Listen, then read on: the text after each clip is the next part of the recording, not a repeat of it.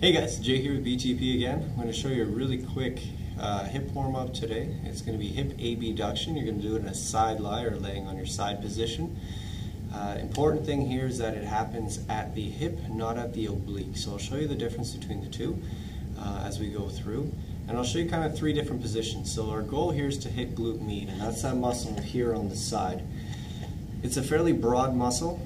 Okay, so we're going to hit it at the back side, in the middle, and more so emphasizing at the front.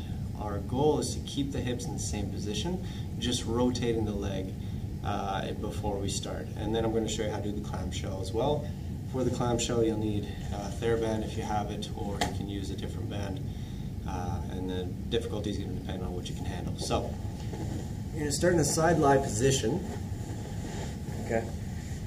Now, if I roll up my pant leg, I want the movement to occur from the hip here, not from the oblique. So if you see your hip actually moving, so this hip bone, if it starts coming towards the rib cage, okay, you're doing a reverse oblique crunch.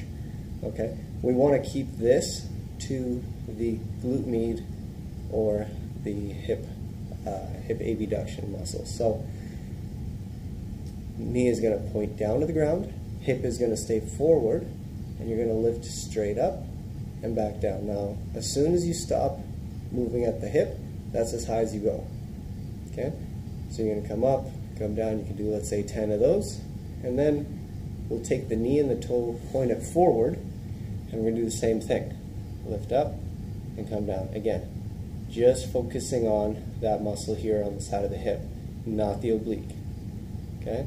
So you can do another 10 here, and then you can externally rotate or turn that knee up towards the ceiling without letting the hip roll back. So keep the hip forward, roll that knee as much as you can, and again you're going to lift up and come down. This one might be a bit difficult, so try it a few times before you do your 10 reps. But keep that hip forward. If it starts rolling back, you're going to start using your thigh as a straight leg raise. We need to keep the hip forward, try to turn that leg as much as you can, and then lift it up and down. You'll know you're doing it right if you feel a really solid kind of burning pull in the hip on the side. Okay? So that's the first one. The second one is going to be, actually I'll show you for the position.